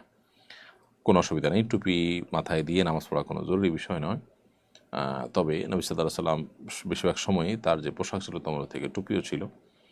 এটাকে অনেকে সুন্নতে আদা বা নবী সাল্লাল্লাহু আলাইহি ওয়াসাল্লামের অভ্যাসগত সুন্নাহ বলেন, কালচারাল সুন্নাহ বলেন, এটি শরিয়া নির্দেশিত সুন্নাহ নয় বলেন। সেটাও যদি হয় তারপর নবী সাল্লাল্লাহু আলাইহি ওয়াসাল্লামের অনুসরণে কেউ যদি পড়েন সেটি সওয়াবের ভাগীদার তিনি হবেন ইনশাআল্লাহ তাআলা। তারেক রাফা আপনি লিখেছেন, উপার্জন না থাকায় বাসা থেকে বিয়ে দিচ্ছে না, করণীয় কি? কারোর যদি উপার্জন না থাকে এবং সেই কারণে বাসা থেকে তাকে বিয়ে যদি দেওয়া না হয়, তাহলে সেক্ষেত্রে তিনি নিজে উপার্জনক্ষম হওয়ার চেষ্টা করবেন। এটা হলো তার মূল সমাধান। যতদিন পর্যন্ত সেটা করতে না পারছেন ততদিন পর্যন্ত তিনি রোজা রাখবেন এবং সবর করবেন, সংযম এর মধ্যে থাকবেন এবং গুনাহের যে জায়গা পরিবেশ সেগুলো থেকে নিজেকে দূরে রাখবেন। এরপরে মোহাম্মদ শামীম লিখেছেন, বিবাহপূর্ব রিলেশন করা হারাম। আমরা সকলেই জানি, আমাদের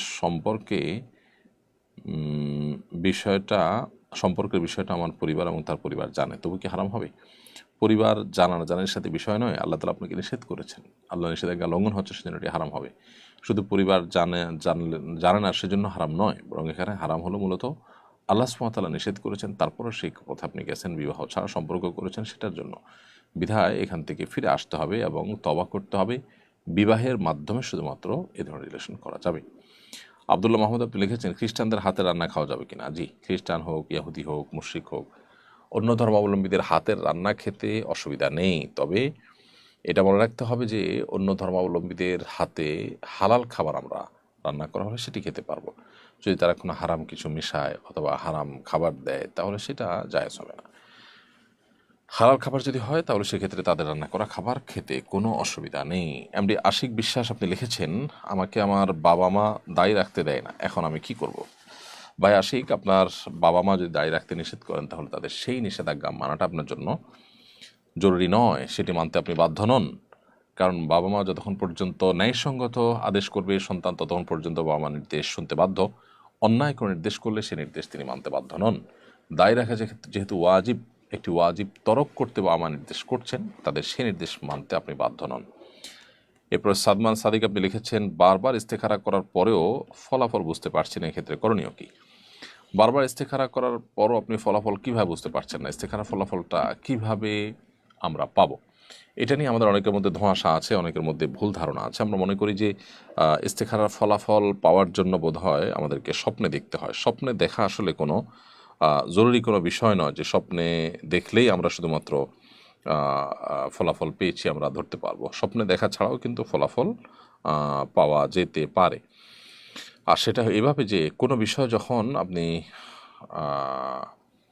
ইস্তেখারা করবেন, সে বিষয়ে ইস্তেখারা মানে হলো আল্লাহ সুবহানাহু ওয়া তাআলার কাছে কল্যাণের দোয়া করা, কল্যাণ প্রার্থনা করা। সেটা আপনি করছেন। সেটা করতে করতে যদি একটা পর্যায়ে কোনো একটা ডিসিশন আপনার নেওয়া হয়ে যায় তাহলে বুঝতে পারেন যে সেটাই আপনার ইস্তেখারার ফসল। আর যদি কোনো ডিসিশন মানে নেগেটিভ ডিসিশনও হয় তাহলে সেক্ষেত্রে সেটা বুঝবেন ইস্তেখারার ফসল। অতএব আপনি আপনার জায়গা থেকে চেষ্টা অব্যাহত রাখবেন ফলাফল আসার, এবং সেটা পজিটিভ হতে পারে, নেগেটিভ হতে পারে। সেটাকে আপনি কোনো অবস্থাতে খারাপ হিসাবে দেখবেন না, কারণ ফলাফল যেটাই আসুক সেটাই মনে করবেন আল্লাহর পক্ষ থেকে কল্যাণকর, যদি আপনি শর্ত মেনে সুন্দরভাবে যথাযথভাবে ইস্তেখারা করে থাকেন। ইস্তেখারার জন্য আমরা অনেকে স্বপ্নে দেখাটাকে জরুরি মনে করি। স্বপ্নে বিশেষ কোনো ইন্ডিকেট না পাওয়ার আগ পর্যন্ত আমরা মনে করি যে বোধহয় ইস্তেখারার ফলাফল আমরা পাইনি। এটা ভুল ধারণা। মূলত স্বপ্নে দেখা, তারপরে স্বপ্নে দেখে তারপরে ডিসিশন পাওয়া, এটা কোনো আবশ্যক বিষয় নয় আমাদের ইয়ের জন্য,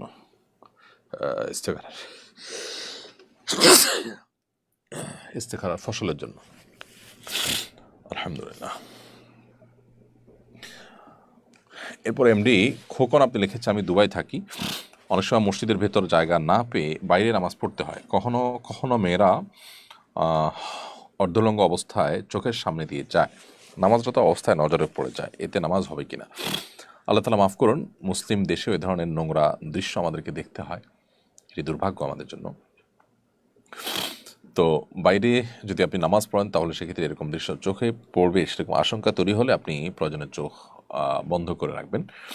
তারপরে আপনি চেষ্টা করবেন নিজেকে সেভ করার। এই ধরনের দৃশ্য দেখা থেকে আল্লাহ তাআলা আপনাকে হেফাজত করুন, এবং আমরা দোয়া করি যে ঈমান আমল আমাদের নিরাপদে থাকুক, এবং এই ধরনের গুনাহের যে পরিবেশ আছে সে সমস্ত পরিবেশ থেকে আমরা যেন বেঁচে থাকতে পারি। আল্লাহ তাআলা আমাদেরকে সেই তৌফিক দান করুন। এরপর এমডি সাদিকুল আপনি লিখেছেন,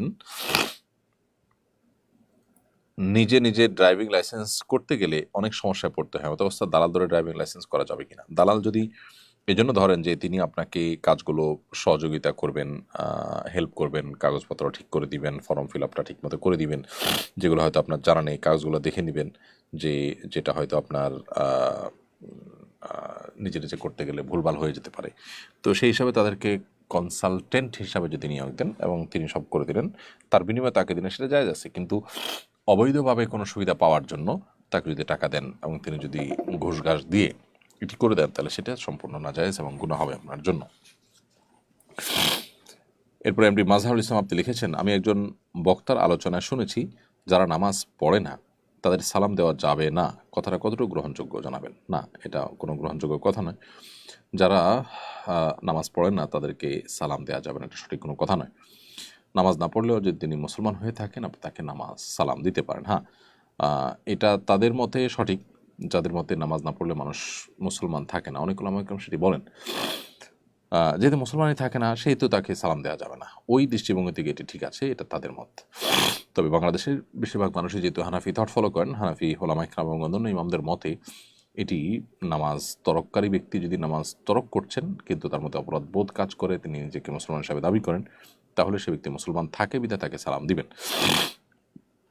এমডি মাহবুবুর রহমান আপনি লিখেছেন, 5 মাসে মেয়ে বাচ্চার পেশাব লাগলে কি গোসল করে পবিত্র হয়ে নামাজ পড়তে হবে নাকি কাপড় চেঞ্জ করে চলবে?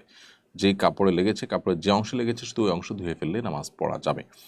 শরীরে লেগে থাকলে শরীর সংশ্লিষ্ট অংশ যেখানে লেগেছে সেটুকু ধুয়ে নিলেই আপনি নামাজ পড়তে পারবেন। মোরসাল ইসলাম লিখেছেন, আমি মালয়েশিয়ায় থাকি, এখানকার মসজিদের ভেতর বিভিন্ন মানুষের ছবি থাকে, এর বিধান কি?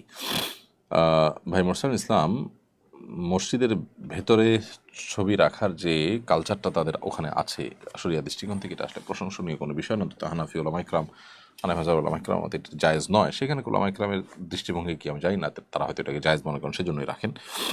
তো হানাফি মাযহাব উলামা ইকরাম এ ধরনের ছবি থাকলে সেখানে নামাজ পড়াটাকে মাকরুহ মনে করেন। যেহেতু আপনারা সেখানে যারা আছেন তাদের আর কোনো ভিন্ন উপায় নেই, সেহেতু আপনারা ওখানে নামাজ পড়বেন, নামাজ হয়ে যাবে ইনশাআল্লাহ।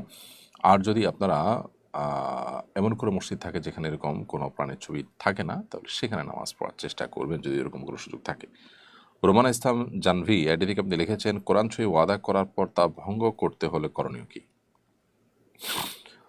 সাধারণত ওয়াদা করতে হবে আল্লাহর নামে, কিন্তু যেই শপথ বা যেই আপনার ওয়াদা সেটা আল্লাহর নামে সরাসরি না করে অন্যভাবে করা হলো, সেটা আল্লাহর নামে ওয়াদার হিসাবেই গণ্য হয়। সেটাও শপথ হিসাবে শরিয়ার দৃষ্টিকোণ থেকে শপথ হিসাবে গণ্য হয়। সেরকম শপথ যদি আপনি ভঙ্গ করেন তাহলে সেক্ষেত্রে শপথের কাফারা দিয়ে দিবেন, অর্থাৎ 10 জন মিসকিনকে খাদ্য দিবেন অথবা নিজে 3টি রোজা রাখবেন। ইনশাআল্লাহ এতে আপনার শপথ ভঙ্গের কাফারা আদায় করা হবে। এস এম শাহ এআইডি থেকে আপনি লিখেছেন, আমি নৌবাহিনীতে চাকরি করি, আমার বাবা আমার নাম রেখেছেন শাহান শাহ, এ নাম কি পরিবর্তন করতে হবে? শাহেন শাহ মানে আসলে বাদশাদের বাদশাহ, রূপক অর্থে বলা হয় এগুলো নামের মধ্যে, যার কারণে এই নাম পরিবর্তন করাটাকে আবশ্যক মনে করছি না। এরপরে মুহতাসিম রহমান আপনি লিখেছেন, একটি অনলাইন একাডেমির কোর্সের দাম 12,000 টাকা। আমরা 6 বন্ধু 2,000 টাকা করে দিয়ে শেয়ারিংয়ের মাধ্যমে কেনার পরিকল্পনা করছি। সবাই মিলে ওই কোর্সটি ব্যবহার করলে তাকে বৈধ হবে? এই কোর্স ব্যবহারের ক্ষেত্রে তাদের কোনো শর্ত নীতিমালা কি আছে না আছে আমি জানি না। যদি কোনো বিধিনিষেধ তাদের পক্ষ থেকে এটা না থাকে তাহলে সেক্ষেত্রে এটি আপনার জন্য নাজায়েজ হওয়ার কোনো কারণ নেই। লিয়া আখতার আপনি লিখেছেন, আমার স্বামী মারা গেছেন আজ 26 দিন, আমার ছোট ভাইয়ের বউয়ের বাচ্চা হবে, আমি কি যেতে পারবো? আপনার যেহেতু স্বামী মারা গেছে মাত্র 26 দিন হলো, অতএব আপনি 4 মাস 10 দিন পর্যন্ত নিজ অবস্থানে থাকবেন, বাহিরে একান্ত নিরুপায় না হলে যাবেন না। আপনার ছোটো ভাইয়ের বাচ্চা হবে, অন্যরা যারা আছেন তারা তার টেক কেয়ার করবেন, তারা দেখবেন, আপনি এখান থেকে দোয়া করবেন এবং ইদ্যতের সময়টা আপনি অপেক্ষা করবেন। তানজিম তানহা আপনি লিখেছেন, আমার চোখের উপর ব্রু পাতলা হওয়ায় কাজল দিয়ে ব্রু আর্ট করলে গুনাহ হবে কিনা? আপনার চোখের উপরে ব্রু যদি পাতলা হয়, অতিরিক্ত পাতলা যদি হয়, তাহলে সেক্ষেত্রে কাজল দিয়ে আপনি কাজল ব্যবহার করতে পারেন। কিন্তু ব্রু আর্ট করা বলতে আপনি কি বোঝাতে চান আমি ঠিক পরিষ্কার না। সেখানে যদি আলাদা কোনো আবরণ তৈরি হয় তাহলে তো উজু হওয়ার ব্যাপার, গোসল হওয়ার ব্যাপার থাকবে। আর যদি কোনো আলাদা আবরণ তৈরি না হয় তাহলে তো কোনো অসুবিধা নেই। জান্নাতুল ফেরদৌস মেরি আপনি লিখেছেন, ফ্লোরে নামাজ না পড়ে কাঠের নামাজখানা বানিয়ে সেখানে নামাজ পড়লে নামাজ হবে কিনা, এটা জায়েজ আছে কিনা? ফ্লোরে নামাজ না পড়ে কাঠের কোনো চৌকি ইত্যাদি বানিয়ে সেখানে নামাজ পড়লে নামাজ হতে পারে, কোনো অসুবিধা নেই। কিন্তু শরীরের দৃষ্টিকোণ থেকে এটা কোনো জরুরি বিষয় না। অনেকে হয়তো ময়লা আবর্জনা থেকে রক্ষা করার জন্য আলাদা করে ছোট চৌকি বানায় নিতেন, এক সময় ছিল এগুলো। তো সেরকম থাকলে অসুবিধা নেই, নামাজ হয়ে যাবে, তবে জরুরি না সেটা। এমডি আসাদুল আপনি লিখেছেন এআরি থেকে, আমি ইন্ডিয়া থেকে দেখছি, আমি জানতে চাই শার্ট পরে নামাজ পড়লে নামাজ হবে কি না। জি, শার্ট পরে নামাজ পড়লে নামাজ হয়ে যাবে, তবে চেষ্টা করা উচিত শুধু শার্ট নয়, মাথা থেকে পা পর্যন্ত যে পোশাক আমরা নামাজে পড়বো সেটা যেন সুন্দর হয়। অন্যান্য সম্ভ্রান্ত মানুষদের কাছে গুরুত্বপূর্ণ মজলিসে যেতে যে সমস্ত পোশাক পরতে আমাদের ইতস্তত হয় না, সে ধরনের পোশাক যেন আমাদের পরনে থাকে। কারণ আল্লাহ রাব্বুল আলামিন কোরআনে কারিমে বলেছেন, ইয়া বানি আদম খুযু যিনাতাকুম ইনদা কুল্লি মসজিদ, হে আদম সন্তান তোমরা প্রত্যেক সালাতের সময় সুন্দর পোশাক পরিধান করো। অতএব আমাদের পোশাক যেন সুন্দর থাকে সেই জিনিসটা আমরা চেষ্টা করব। স্যান্ডো গেঞ্জি পরে বা এমন কিছু পরে আমরা নামাজ পড়লাম যেটা পরে আসলে আমরা কোনো গুরুত্বপূর্ণ জায়গায় যাব না, তো সেটা আল্লাহর শানে বেয়াদবি হয়, নামাজের শানে বেয়াদবি হয়, সেটা না করা উচিত। বাকি শার্ট পরে নামাজ পড়ে নামাজ হয়ে যাবে। মোহাইমিন আহমদ আপনি লিখেছেন, যদি কোনো কাপড়ে মেসি রোনালদোর নাম থাকে সে কাপড় দিয়ে কি নামাজ হবে কিনা? প্রথমত এটি একজন মুসলমানের গায়রত বা তার যে ইমানি আত্মসম্মান আছে তার পরিপন্থী, সেই জন্য এরকমটি হওয়া উচিত না। আর দ্বিতীয়ত হলো, আপনার পোশাকে এরকম লেখা থাকলে, বিশেষ করে পেছনে থাকলে, আপনার পেছনে থাকা মুসল্লিদের নামাজের মনোযোগ নষ্ট করবে। নামাজের যে ভারত্ব আছে, নামাজের যে গাম্ভীর্য আছে, এ ধরনের পোশাক তার সাথে যায় না। আল্লাহ সুবহানাহু ওয়া তাআলা বলেছেন, ইয়া বানি আদম খুযু যিনাতাকুম ইনদা কুল্লি মসজিদ, হে আদম সন্তান তোমরা প্রত্যেক নামাজের সময় সুন্দর পোশাক পরিধান করো। এ ধরনের পোশাক যেটার মধ্যে ছেলে মেয়ে আছে, যেটার মধ্যে হেঁয়ালিপনা আছে, জাস্ট খেলা, নামই খেলা যার, সে জিনিসটা আছে, নামাজের মতো সিরিয়াস ইস্যুতে সেরকমটি থাকা উচিত নয়। তবে নামাজ হয়ে যাবে, ব্যাপারটা এরকম না যে নামাজ হবে না। নুসরাত জাহান নওরিন আপনি লিখেছেন, আমি 3 মাসের গর্ভবতী, আমি রাতে ঘুমানোর পর খারাপ স্বপ্ন দেখি, এর কারণ কি এবং আমার করণীয় কি? নুসরাত জাহান, খারাপ স্বপ্ন নানা কারণে মানুষ দেখতে পারে। প্রথমত অনেক সময় এরকম হয় যে আমরা খারাপ স্বপ্ন দেখি হলো শুধুমাত্র আমাদের শারীরিক অসুস্থতার কারণে। মানুষ যখন খুব বেশি উইক থাকে, শারীরিক অসুস্থ থাকে, তখন অনেক সময় মানুষ আজেবাজে স্বপ্ন দেখে। আবার অনেক সময় দেখা যায় যে শয়তান, দুষ্ট জিন এর উপদ্রব হওয়ার মতো কাজকাম বাসায় থাকলে বা বাসায় হলে বা নিজেরা করলে, তখন সেটার কারণে মানুষ খারাপ স্বপ্ন দেখে। তো বিশেষ করে গর্ভবতী মায়েরা শারীরিকভাবে দুর্বল থাকেন, অনেক সময় অসুস্থ থাকেন এবং দুশ্চিন্তা থাকেন, এরকম সময় আজেবাজে স্বপ্ন দেখাটা স্বাভাবিক নয়। তারপর আপনি শোয়ার সময় 3 কুল পড়ে হাতের মধ্যে ফু দিয়ে, কুল ফাল্লা করার ফালা করাবেন নাস 3 বার করে হাতে ফু দিয়ে এরপর পুরো শরীরকে আপনি মুছে তারপরে ঘুমাবেন, সাথে আয়াতুল কুরসি পড়ে আপনি ঘুমাবেন। ইনশাআল্লাহ আশা করা যায় যে এর মাধ্যমে আল্লাহ তাআলা আপনাকে হেফাজতে রাখবেন। আমিনুল ইসলাম আপনি লিখেছেন, আমার অনেক খারাপ চিন্তা আসে, দূর করার কোনো আমল আছে কিনা? ভাই আমিনুল ইসলাম, মনের মধ্যে খারাপ চিন্তা যদি আসে তাহলে সেক্ষেত্রে খারাপ চিন্তাটার ধরন কি, ধাঁচ কি? খারাপ জিনিস দেখলে খারাপ চিন্তা আসে, তাহলে খারাপ জিনিস দেখা বন্ধ করতে হবে। অনেক সময় খারাপ চিন্তা বলতে জাস্ট অহেতুক দুশ্চিন্তা আসে, ইমানদার তখন আল্লাহর পর তাওয়াক্কুল বাড়াতে হবে। ইমানদার কখনো আল্লাহর পর ভরসা হারাতে পারে না। আর খারাপ চিন্তা বলতে যদি আল্লাহ সম্পর্কে বাজে চিন্তা আসে তাহলে বাম দিকে থুতু নিক্ষেপ করে আমানতু বিল্লাহি ওয়া রাসূলিহি পড়বেন এবং এটাকে ইগনোর করবেন। এ ধরনের চিন্তা শয়তান আনয়ন করে, এরকম চিন্তা আসা মানে হলো শয়তান উপস্থিত হয়ে গেছে, এখন আল্লাহর কাছে আপনি পানা চাইবেন, ইনশাআল্লাহ আল্লাহ তাআলা হেফাজত করবেন। এরপর এমডি আফনান হোসেন আপনি লিখেছেন, ইমামতি অবস্থায় ইমামের ওযু চলে গেলে করণীয় কি? ইমামতি অবস্থায় যদি ইমাম সাহেবের ওযু চলে যায় তিনি ওই অবস্থায় নামাজ ছেড়ে দিতে হবে, কারণ বিনা ওযুতে অপবিত্র অবস্থায় নামাজ পড়ে নামাজ হবে না। নবী করিম সাল্লাল্লাহু আলাইহি ওয়াসাল্লাম বলেছেন, লা তুকবালু সালাতুন মিন গায়রি তাহুরিন, পবিত্রতা অর্জন করা ছাড়া নামাজ পড়লে সে নামাজ হবে না কবুল আল্লাহ সুবহানাহু ওয়া তাআলার কাছে। সো ইমামতি অবস্থায় যদি ওযু ছুটে যায় আপনি সে অবস্থায় নামাজ ছেড়ে চলে যাবেন এবং আপনার জায়গায় অন্য কোনো ব্যক্তি যিনি পেছনে আছেন তাকে আপনি রেখে যাবেন, অর্থাৎ পেছন থেকে তার হাত ধরে টেনে ইমামতি দিবেন, দিয়ে আপনি যে ওযু করে তারপরে পেছনে মুক্তাদি হিসাবে বাকি নামাজ পেলে জয়েন করবেন। আর যদি নামাজ শেষ হয়ে যায় তাহলে আপনার যে 1-2 রাকাত ছুটেছে ওযুর পরবর্তী যে নামাজগুলো সেগুলো আপনি নিজে নিজে পড়ে নেবেন। এমডি মিনহাজউদ্দিন আপনি লিখেছেন, আমাদের দেশে শহীদদের স্মরণে মোমবাতি জ্বালিয়ে দিবস পালিত হয়, তা শিরকে পরিণত হবে কিনা? আল্লাহর জন্য কেউ যদি নিজের জীবন বিলিয়ে থাকেন তাকে শহীদ হিসাবে আমরা গণ্য করতে পারি, আল্লাহর কাছে আশা করতে পারি। এরকম ব্যক্তিদের মর্যাদার জন্য, তাদের আল্লাহ সুবহানাহু ওয়া তাআলার কাছে মর্তবা পাওয়ার জন্য, ফজিলতের জন্য আমরা আল্লাহর কাছে দোয়া করব, সেটা ঠিক আছে। কিন্তু এর বাইরে এরকম ব্যক্তিদের আপনার সম্মান প্রদর্শনের জন্য মোমবাতি জ্বালিয়ে রাখা এটা শরীয়ী কোনো পদ্ধতি নয়। এই মোমবাতি জ্বালিয়ে যদি কোনো ভুল বিশ্বাস পোষণ করা হয়, সেই বিশ্বাস থেকে মোমবাতি যদি জ্বালানো হয় তাহলে সেক্ষেত্রে সেটা শিরকেও পর্যবেসিত হতে পারে। কিন্তু মোমবাতি জ্বালালেই শিরক হয়ে যাবে এটা সেরকম নয়। এটা একটা কুসংস্কার, এটা একটা গুনাহের কাজ।